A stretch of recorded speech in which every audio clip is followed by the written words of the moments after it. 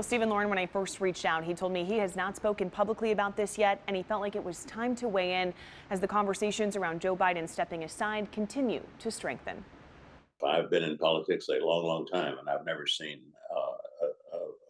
a decision more critical, more important than this one. David Price represented parts of the Triangle on Capitol Hill for more than 30 years. Despite President Joe Biden's clear message that he plans to stay in the race, Price had this to say when asked whether Biden should end his bid for re-election. It needs to be a decision that is made very, very carefully with a due regard for his own condition, his own capability, but also with the country's needs at this time, which I think very much include a Democratic candidate who's able to prosecute a vigorous, hard-hitting campaign. He would not directly address whether he thinks Biden should step aside, but if he does, he thinks Vice President Kamala Harris would be a natural choice to take over. It would be interesting and important, of course, who she was paired with, and there have been interesting conversations about that, including our own governor. But I think Kamala Harris has performed well as vice president. Regardless of who the Democratic nominee is, he reiterated how high the stakes are, referencing the rhetoric coming out of Milwaukee this week at the RNC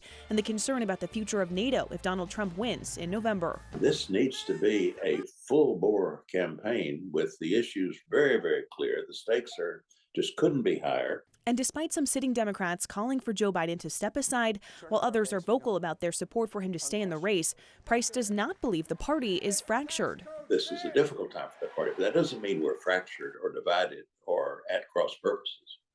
I think actually we have a remarkable sense of unity and unanimity about the mission, the historic mission that we face this fall. Now, in the wake of the attempted assassination of the former president over the weekend, Price emphasized that we need to lower the temperature. We cannot make politics personal or demonize our opponents, but we also cannot lose sight of the stakes in November.